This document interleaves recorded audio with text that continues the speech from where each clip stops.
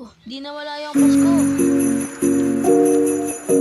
Tumutunog na ang mga kampana, kampana.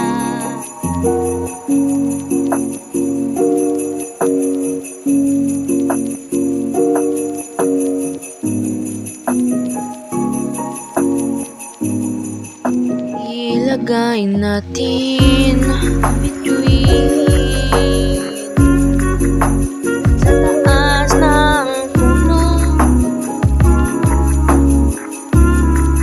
mga bata ngayon hindi na nagkakaroling.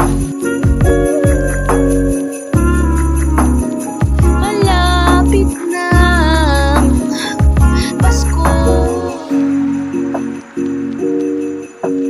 Mga bata ngayon, puro cellphone na cellphone. Magkaroling na kayo, mga tradisyonal na mga Pilipinong hain.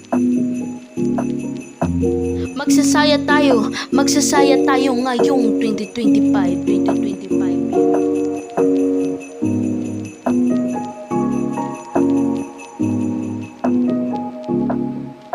Ilagay natin ang between